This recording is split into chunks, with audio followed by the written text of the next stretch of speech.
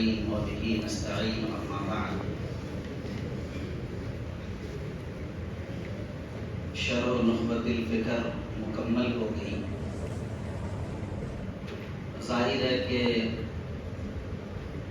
جب ضرورت پڑتی ہے استاذ کو حسب موقع اور حسب طلب کچھ باتیں درسگاہ میں آتی ہی رہتی ہیں، اس لیے الگ سے مستقل کسی نصیحت کی ضرورت تو نہیں ہے، لیکن ظاہر ہے کہ ایک مناسبت ہوتی ہے تو اس مناسبت کے موقع سے آدمی چاہتا ہے کہ کچھ بات بھی آ جائے، تو بہت ہی اختصار سے 2-3 باتیں صرف چند منٹوں میں آپ حضرات کے سامنے عرض کرنا چاہتا ہوں۔ سب سے پہلی بات تو یہ ہے کہ آپ حضرات طالب علم ہیں، یہی نام آپ حضرات کا لوگوں کی زبان پر رہتا ہے کہ آپ طالب علم ہیں۔ جو طالب علم ہوتا ہے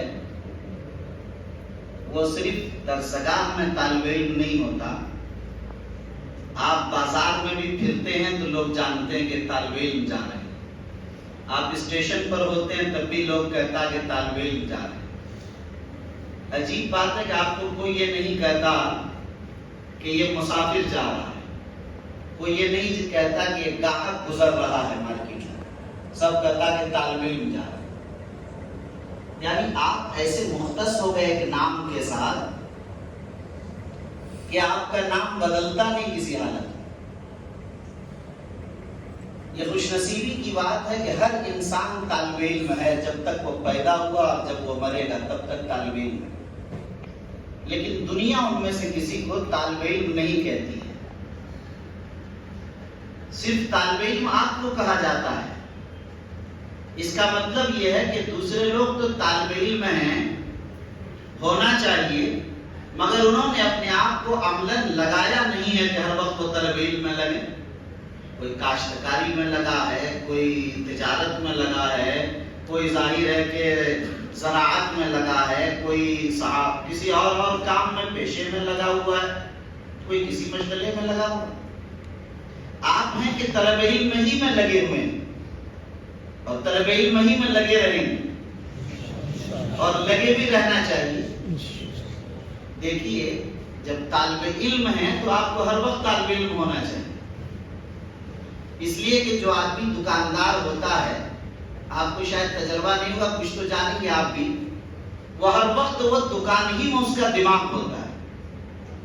حیرت ہوگی کہ دکاندار یہ سوچتا ہے کہ یہ بیچ لینا، اب یہ بیچ لینا، کہاں ختم ہوا، دیکھتا کون سامان کم ہے، کس کو ابھی شام میں لانا، کس کو کل لانا ہے، وہ لسٹ بھی بنا رہا ہے، سامان کیا ہوا، رات دیر تک وہ اس کو جوڑتا ہے، کیا گھٹا ہے، صبح لانا ہے، اور پھر وہ اسی کے اس میں اپنا ذہن گھر چلا گیا، رات میں سو رہا ہے، اٹھ رہا ہے، چل رہا ہے، پیشاب کر رہا ہے، پاخانہ کر رہا ہے، وہ سفر کر رہا ہے، وہ بچوں میں بیٹھا ہے، وہ بیوی کے ساتھ بیٹھا ہے، ہر وقت اس کا دماغ ایک نہ ایک تال غریب گھوم رہا اس کا کہ کہاں کیا نہیں اور کیسے یہ ہوگا۔ ایک آدمی بلڈر ہے، اس کا ذہن وہی رہتا ہے کہ ہم اس پلاٹ کو کیسے زیادہ قیمت میں بیچ سکیں، کس کو بیچیں گے، کیسے بات کریں گے، کیسے کم میں خرید سکیں، اس کے لیے کیا اختیار کرنا ہے، اور اب خرید لیا تو اس کو بیچنا کیسے ہے، وہ 24 گھنٹہ اس پر دماغ چلتا ہے۔ ایسا نہیں ہے کہ اس کے لیے کوئی خاص وقت متعین کر رکھا ہے کہ ہم صبح 9 بجے سے شام کے 6 بجے تک اس پر دماغ لگائیں، اس کے بعد نہیں۔ یہ صحیح ہے کہ عملی طور پر اتنی دیر رہتا ہے وہ، لیکن اصلاً جب تک اس کی آنکھ نہ لگ جائے وہ خواب میں بھی یہی دیکھتا رہتا ہے، ہر وقت ذہن اسی پر چلتا ہے۔ کاشتکار ہے، وہ تو 4 گھنٹہ 2 گھنٹہ 1 گھنٹہ کھیت جاتا ہے، چلا آتا ہے، مگر دماغ گھومتا رہتا ہے اس کا 24 گھنٹہ۔ ہر ایک کی یہی مثال ہے، میں ایک آپ کو سمجھانے کے لیے۔ تو لہٰذا طالب علم کی بھی اصل یہی شکل ہونی چاہیے کہ ہر وقت وہ کسی نہ کسی مسئلے میں سوچتا رہے، ہر وقت وہ کسی نہ کسی آیت کے بارے میں غور کرتا رہے، ہر وقت وہ کسی نہ کسی احکام پر سوچتا رہے، مسائل کا استخراج اور استنباط پر ان کا ذہن و دماغ چلتا رہے اسی پر۔ کیا ہم طالب علم ہیں، اگلا گھنٹہ کیسے کریں، اس کا مطالعہ ہوا کہ نہیں ہوا، پچھلا جو ہے اس کو یاد کیا کہ نہیں کیا، یعنی اسی پر ان کا ذہن مکمل چلنا چاہیے۔ اسی لیے میں کہا کرتا ہوں کہ طالب علم ایسا ہو ہی نہیں سکتا جس کو فرصت ملے کہ اور کوئی کام کر لے، یہ ممکن ہی نہیں۔ ہمارے اکابر جو کچھ بنے ہیں وہ اسی بنیاد پر بنے کہ وہ پوری زندگی اپنے آپ کو طالب علم رکھا، سچا طالب علم۔ اور سچا طالب علم وہی ہوگا، میں نے بتایا کہ 24 گھنٹہ اس کے ذہن و دماغ میں علمی مسائل اور احکام یہی چلتے رہے۔ اس لیے آپ نے دیکھا ایک دو نہیں سینکڑوں مسائل آپ نے پڑھا کہ پورے بادشاہ کا قافلہ گزر گیا، طالب علم اپنے مطالب، اس کو دنیا سے کوئی مطلب۔ آپ جانتے ہیں کہ دن اور رات اسی پڑھنے میں ہمارے اکابر کی زندگیاں گزر گئی، بھیک مانگنے کی شکل اختیار کر کے پڑھنے میں امام احمد بن حنبل سے استفادے کے لیے لگے۔ یعنی سینکڑوں یہ واقعات جو ہیں اس کا خلاصہ کیا آپ سمجھ رہے ہیں؟ صرف ایک ہے کہ وہ اپنے آپ کو ہر وقت طالب علم جب طالب علم کی طلب میں انہوں نے لگایا تب کچھ بن گیا۔ آج جو کچھ بن نہیں پا رہا اس کی وجہ یہی ہے کہ ان کو دنیا کے بکھیروں میں اور دنیا کی مشغولیات مسائل میں اپنے آپ کو اتنا الجھا لیا کہ پڑھنا کم ہے اور اس سے زیادہ دنیا کے بارے میں سوچنا۔ آپ کو دنیا کے بارے میں نہیں سوچنا۔ لا نسألک رزقا نحن نرزقک والعاقبۃ للتقوی، اللہ نے رزق کی ذمہ داری ہے، آپ کو صرف اپنا کام سوچنا ہے۔ آپ کو حیرت ہوگی کہ جو لوگ بھی کچھ بنے ہیں وہ اسی بنیاد پر بنے اور اسی طرح ان کی زندگی گزری، تب ان کا مقام ہے۔ آپ جانتے ہیں کہ امام ابو یوسف رحمۃ اللہ علیہ احناف میں سب سے بڑے امام صاحب رحمۃ اللہ علیہ کے بعد حنفی المسلک سب سے بڑے امام ابو یوسف رحمۃ اللہ علیہ۔ امام یوسف رحمۃ اللہ علیہ کے بارے تو آپ نے خود پڑھا، ہدایہ کے اندر آپ نے پڑھا ہوگا کتاب الحج میں رمی جمار کی بحث میں حاشیے پر خود لکھا علامہ عبداللہ فرنگی محلی لکھنوی رحمۃ اللہ علیہ نے ہدایت کے حاشیہ پر لکھا ہوا یہ واقعہ کہ امام ابو یوسف رحمۃ اللہ علیہ کا انتقال اس حالت میں ہوا کہ ایک شخص ان کے پاس آئے اور ان سے حضرت امام ابو یوسف نے پوچھا کہ بھائی رمی جمار کے بارے میں غور کر رہا تھا، اچھا ہوا آپ آ گئے، یہ بتائیے کہ رمی جمار کرنا حاجی کے لیے یہ پیدل ہے یا سوار ہو کر کرے گا؟ انہوں نے کہا کہ پیدل کرے گا۔ نہیں تم غلط کہتے ہو۔ تو انہوں نے پھر کہا کہ نہیں سوار ہو کر کرے گا۔ نہیں تم غلط کہتے ہو، دونوں میں غلط۔ فرمایا کہ اگر ایسی رمی جس کے بعد کوئی دوسری رمی ہے تو ظاہر پیدل کرے گا، یہ سوار ہو کر کرے گا۔ ایسی رمی جس کے بعد کوئی رمی نہیں ہے وہ سوار ہو کر کرے گا، یہ فرمایا۔ بہرحال یہ بات ہو گئی، اس کے بعد وہ صاحب چلے گئے۔ وہ کہتے ہیں کہ میں 20 قدم گیا کہ ان کے گھر سے رونے کی اور شور شرابے کی آواز آئی، میں پلٹا تو معلوم ہوا کہ امام یوسف کی روح قبض ہو گئی انتقال کر۔ یعنی انتقال کے 2 منٹ 1 منٹ پہلے کی بات ہے کہ مسئلے پر غور کر رہے رمی جمار کے، یعنی نزاع کی کیفیت ہے، نزاع کا عالم ہے، مرنے کا وقت قریب ہے لیکن مسئلے پر غور کریں۔ یہ ہے طالب علم، یہ ہے طلب علم حاصل۔ تب امام ابو یوسف بنے۔ امام محمد رحمۃ اللہ علیہ کا تو بڑا مشہور واقعہ ہے، آپ جانتے ہیں کہ امام محمد کا جب انتقال ہوا تو ان سے پوچھا گیا کہ آپ کی وفات کیسی ہوئی؟ امام محمد رحمۃ اللہ علیہ نے فرمایا کہ میں مکاتب کے مسئلے پر غور کر رہا تھا اور غور کرتے کرتے میری روح قبض ہو گئی، میں غور ہی کر رہا تھا، پھر دیکھا میں دوسری دنیا میں آ کے مجھے پتہ ہی نہیں چلا کہ اس دنیا سے اس دنیا میں چلا گیا۔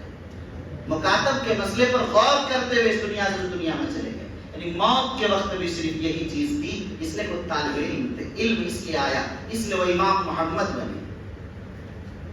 ظاہر ہے کہ اس انداز کے بے شمار واقعات آپ پڑھتے رہتے ہیں کہ طالب علم اصل جو ہے، طالب علم کا مطلب یہ ہے، مجھے یہ بتانا آپ طالب علم ہیں۔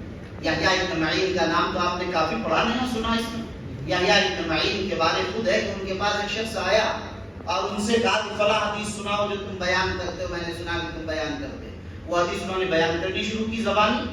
یحییٰ ابن معین نے کہا کہ بھائی ایسا کرو کہ اپنی کاپی سے اصل کتاب سے سناؤ تاکہ زیادہ بہتر ہو۔ وہ کتاب لانے کے لیے جا رہے تھے تو ان کا دامن تھاما، کہا کہ نہیں 1 منٹ پہلے ایک بار سنا دو، سناتے ہوئے جاؤ پھر کاپی لے کر آنا، کہیں ایسا نہ ہو کہ تم کاپی لانے جاؤ اور میری روح نکل جائے یا تم مر جاؤ، ہم باقی نہ رہیں اور وہ علم ہم کو حاصل نہ ہو سکے اور وہ روایت ہم تم سے سن نہ سکیں۔ ایک بات پہلے سے سنو، طلب علم کا کیا حال کر دیتی ہے۔ اچھا آپ سوچیں گے کہ یہ تو آپ کئی سو سال پہلے کے بزرگوں کے واقعات سنا رہے ہیں، ظاہر ہے آج کے دور میں ایسا بات نہیں، یہ ہر دور میں اصل میں رہا ہے۔ دیکھیے کوئی دور کسی سے خالی نہیں ہوا کرتا، کسی دور میں ایسا نہیں کہ فلاں کا انتقال ہو گیا جگہ پر نہیں، ایسا نہیں ہوتا، کوئی جگہ خالی نہیں رہتی، پور ہو جائے۔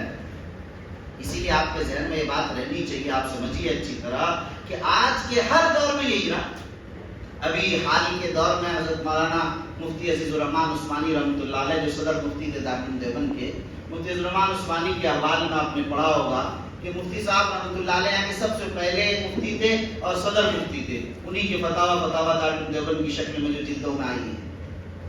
مفتی صاحب رحمۃ اللہ علیہ کا انتقال کس طرح ہوا؟ مفتی صاحب کا انتقال تو اسی طرح ہوا کہ وہ فتاوا کمزور تھے، کافی ضعیف تھے، اس کے باوجود فتاوا ہی کا مطالعہ کر رہے تھے اور لکھ رہے تھے، اور فتاوا ہی کا مطالعہ کرتے کرتے ان کی روح قبض ہو گئی اور وہ استفتاء ان کے سینے پر گر گیا۔ کسی نے دیکھا کہ کاغذ سینے پر رکھا، وہ سو گئے کیا، ہلایا تو دیکھا کہ روح قبض ہو گئی۔ آخری وقت کے اندر بھی مفتی اس لیے صدر مفتی بنے، اتنے اعلیٰ مقام پر پہنچے کہ طلب علم میں زندگی گزارا، طلب علم کا چسکا اور شوق اس انداز میں۔ علامہ احمد شاہ کشمیری رحمۃ اللہ علیہ کے واقعات تو بہت مشہور ہیں کہ علامہ کشمیری کا اعلان ہو گیا کہ انتقال ہو گیا دارالعلوم کے مائک سے۔ جب لوگ آئے نماز فجر پڑھ کے صبح صادق کے وقت انتقال کی خبر گئی، خود مفتی شفیع صاحب رحمۃ اللہ علیہ، علامہ شبیر احمد عثمانی رحمۃ اللہ علیہ جیسے اکابر آئے، ان کے یہاں خانقاہ محلے میں ان کا گھر تھا، وہاں جب پہنچے علامہ کشمیری کے لیے کہ شاید انتقال ہو گیا، تو دیکھا کہ فجر کی نماز پڑھ کے آئے تھے، پوری روشنی نہیں ہوئی تھی، ہلکا ہلکا اندھیرا تھا، تو دیکھا کہ ایسے جھک کر مطالعہ کر رہے ہیں، چونکہ روشنی ایسی نہیں تھی، اس وقت زمانے میں لائٹ وائٹ تو ہوتی نہیں تھی، تو دیکھا کافی جھک کر ایسے آنکھ سے قریب کر کے مطالعہ کر رہے ہیں۔ علامہ عثمانی ان کے تقریباً عمر تھے، علامہ عثمانی ناز کے ساتھ غصہ ہو کر بھی فرمایا کہ حضرت وہ کون سا ایسا مسئلہ آپ سے رہ گیا تھا کہ جو آپ ان حالات میں بھی مطالعہ کر رہے ہیں؟ اگر واقعی تھا بھی کوئی مسئلہ تو آپ ہم خدام سے کہہ دیتے، ہم اس کو حل کر کے آپ کو بتا دیتے۔ آپ کی صورتحال یہ ہے مرض کی اس کیفیت میں کہ آپ کی وفات کا اعلان تک ہو چکا، کتنی شدت مرض کی ہوگی اور کیا حالات رہے ہوں گے، اور آپ کو دیکھ رہے ہیں کہ ابھی بھی مطالعہ کر رہے ہیں۔ علامہ کشمیری نے کہا کہ بیماری کا یہ مطالعے کا روگ، یعنی مطالعے کی بیماری لگی ہوئی ہے اور اس میں سکون ملتا ہے، مطالعہ کر رہا ہوں تاکہ بیماری کا احساس نہ ہو اس میں۔ تو ظاہر ہے یہ واقعات اگر پوری گھنٹوں سنائے جائیں تو ختم نہیں ہوں گے، ہر ایک یعنی جتنے واقعات آپ اٹھائیں گے، جتنے بزرگ ہوں گے، اس کی پوری زندگی یہی لگے گی کہ پوری زندگی وہ طالب علمانہ گزاریں اور اسی انداز کا معاملہ ہو۔ حضرت تھانوی رحمۃ اللہ علیہ کے خود منصور وفات کا واقعہ لکھا ہے کہ انہوں نے ڈاکٹروں نے، اطباء نے کہہ دیا تھا کہ بات نہیں کرنی، وہ باہر نکل کر آئے اور کیا کہتے ہیں مفتی شفیع صاحب رحمۃ اللہ علیہ اس وقت کتاب الاحکام لکھ رہے تھے، ان سے کہا کہ بھائی مولوی صاحب ایک مسئلہ میرے ذہن میں بھی غور کر رہا تھا لیٹا لیٹا، تو فلاں آیت سے یہ مسئلہ مستنبط ہو رہا، کہیں میں نے یہ مسئلہ لکھا نہیں دیکھا مگر میرے ذہن میں آ رہا ہے، مستنبط ہو رہا، جب اس آیت کے ذہن میں پہنچنا تو یہ مسئلہ ضرور لکھ دینا۔ کہا کہ حضرت آپ کو چلنے سے منع کیا اور آپ کو بولنے سے منع کیا گیا، آپ کو بالکل بیڈ ریسٹ ہے، آپ کو پڑے رہنا ہے، اور آپ اس پر کیوں تشریف لائے؟ تو کہا کہ میں سوچا کہ کہیں یہ مسئلہ تم کو نہ بتا سکوں اور میری روح قبض ہو جائے تو یہ مسئلہ رہ جائے۔ تو ظاہر ہے کہ یہ اس طرح کے واقعات بتانا صرف ایک جملہ آپ کو ہے کہ طالب علم پوری زندگی طالب علم رہتا ہے، اور طلب علم ان کے لیے ایک مرض یعنی مرض سے شفا کا ذریعہ بن جاتا ہے، اور ان کے لیے صحت اسی میں ہوتی ہے، یعنی اس کو تسکین اسی میں، سکون اسی میں، لذت اسی میں۔ ظاہر ہے کہ اسی کے ذریعے سے وہی ان کی زندگی، وہی ان کی حیات ہے، وہی جینا مرنا ہے اس کے لیے۔ جب یہ کیفیت ہو جاتی ہے تب انسان کامیاب ہوا کرتا ہے۔ ہم یہ سوچتے ہیں کہ ہم کامیاب نہیں ہو پاتے ہیں، دیکھیے ادارے کامیاب نہیں کرتے، ایک چیز اور سمجھیے، دارالعلوم دیوبند میں داخلہ ہو گیا، دارالعلوم میں آپ نے پڑھ لیا، آپ نے نہضت العلماء میں پڑھ لیا، آپ سمجھے ہم کامیاب نہیں۔ ادارے کامیاب نہیں کرتے، ذاتی محنتیں انسانوں کو کامیاب کرتی ہیں۔ آپ ذاتی محنت کتنی کر رہے ہیں وہی آپ کو کامیاب کرنے والی چیز ہے۔ میں کہا کرتا ہوں دیکھیے ذرا سمیٹ کر دو تین باتیں صرف کہنی، تین کام دیکھیے سب سے بنیادی چیز ہے طالب علم۔ ایک ہے ذاتی محنت، ذاتی محنت یہ سب سے بنیادی چیز ہے، وہ چاہے کسی عام ادارے کے اندر بھی پڑھنے والا کیوں نہ ہو، وہ بڑا سے بڑا امام اور بڑا سے بڑا محدث اور مفسر بن جاتا ہے۔ ذاتی محنت جو جتنی کرے گا ظاہر ہے کہ اس کا پھل اس کو مل کر رہے گا۔ آپ کو کیا بننا ہے آپ طے کر لیجئے، اور طے کرنے کے بعد اسی پر اپنے آپ کو لگا لیجئے اور جنون و دیوانگی کی کیفیت کے ساتھ لگا لیجئے۔ خدا واحد کی قسم اس یقین کے ساتھ کہتا ہوں کہ آپ اپنی بساط، اپنی صلاحیت، اپنی طاقت، اپنے مقدور بھر اگر آپ جو بننا چاہتے ہیں آپ نے اپنے آپ کو لگا لیا تو اللہ رب العزت آپ کی اس تمنا اور آپ کی اس طلب، اس تڑپ اور آپ کی اس آرزو کو کبھی ضائع نہیں کرے۔ آپ وہ بن کر رہیں گے. ہو سکتا ہے کہ آپ 21 نہ بنے 19 رہ جائیں، یہ تو ہوگا، مگر آپ بن کر رہیں گے. آپ کو بننا کیا، اسے طے کرنا پڑے گا. آرزو بڑی رکھنی پڑے گی، جتنی بڑی رکھیں گے تو اس سے نیچے کچھ آپ رہیں گے. اس لیے آپ اس کو طے کر لینا اور اسی کے بقدر اس پر محنت کرنی ہے. جتنی محنت آپ طاقت لگا سکتے اتنی محنت آپ کو کرنی پڑے گی، تبھی جا کر آپ کامیاب ہوں گے. لوگ سمجھتے ہیں کہ شاید کسی نسبت سے آدمی کامیاب ہو جاتا ہے، کہ ہم تاسبی بن گئے، ہم مظاہری بن گئے، ظاہر ہم فلاں. نہیں، ان چیزوں سے کچھ بھی نہیں ہوا، کچھ بھی نہیں ہوا کرتا.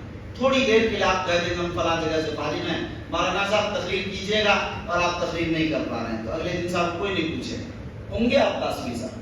لیکن فلاں صاحب جو کچھ بھی نہیں ہے، کہیں کے فارغ نہیں، آپ سے اچھی تقریر کرتے ہیں تو لوگ انہیں کو بلائیں. ظاہر یہ تجربے کی چیز ہے. آپ اچھا پڑھا رہے ہیں، کہاں کے فارغ ہیں، اس سے کوئی بحث نہیں. آپ قرآن اچھا پڑھتے ہیں، کہاں سے آپ نے حفظ کیا، قرات کیا، اس سے کوئی بحث نہیں. ظاہر قیمت اس محنت، اس صلاحیت کی ہے جس صلاحیت کو قوم دیکھنا چاہتے ہیں. اس لیے آپ پوری محنت کیجیے اس کے اندر. اور دوسری بات جو اسی سے لگی ہوئی ہے، لوگ سمجھتے ہیں اور مایوس بھی رہتے ہیں ہمارے طلبا کہ شاید اب اس زمانے میں ایسے لوگ کہاں بن پائیں گے، ہم کہاں بن پائیں گے، ہمارے باپ تو کاشتکار ہیں. ارے نسبتوں سے ہوتا ہے، فلاں کا بیٹا فلاں اس سے بن گیا، فلاں کا فلاں اس سے بن گیا. ہم عام آدمی ہم کیسے کسی مقام تک پہنچ سکتے؟ نہیں، ایسا نہیں. بالکل غلط سوچ ہے. یہ احساس کمتری اسی کو کہتے ہیں، محنت چوری کرنے اسی کو کہتے ہیں، اسی کو کہتے ہیں کہ آدمی کچھ کرنا نہ چاہے. یہ وہی چیز ہے، یہ سمجھ لیجیے. یاد رکھیے اچھی طرح سے. آپ بڑے بڑے خانوادوں کو ہم نے دیکھا اور تاریخ بتاتی ہے کہ آج وہ ختم ہو گئی، اسے کوئی آج پوچھنے والا نہیں. آپ دیکھ رہے ہیں کہ وہ خانوادیں محفوظ رہے کہ جن خانوادوں نے محنتیں کی، محنتوں کو جاری رکھا، وہ باقی ہیں، اور جن خانوادوں نے محنت نہیں کی وہ ضائع ہو گئے. اگر نسبت سے ہوگا تو سارے لوگ باقی رہیں، ایسا نہیں ہو سکتا. اسی طرح آپ یہ بھی جانتے ہیں کہ دیکھیے بڑے بڑے اولیاء اللہ، بڑے بڑے محدث اور مفسر کی اولاد جاہل فاسق فاجر بن کر رہ گئے. وہ بھی محدث بن جاتے، مفسر بن جاتے، ولی کامل کا بیٹا بھی ولی بن جاتا. ایسا نہیں ہوتا. آپ دیکھتے ہیں اس نے محنت نہیں کی، اگر وہ کامیابی نہیں مل سکی. اور آپ یہ بھی تو دیکھتے ہیں اس کے برخلاف کہ بہت سارے ولی کامل ہیں، بڑے محدث مفسر اور اپنے وقت کے امام اور مجتہد ہیں. جب معلوم کریں گے تو آپ دیکھیں گے کہ ان کے والدین کچھ بھی نہیں تھے، ایک عام آدمی تھے، ایک عام فہم آدمی. میں 2-3 مثالیں صرف دینا چاہتا ہوں. امام غزالی رحمۃ اللہ علیہ کا نام علمی دنیا میں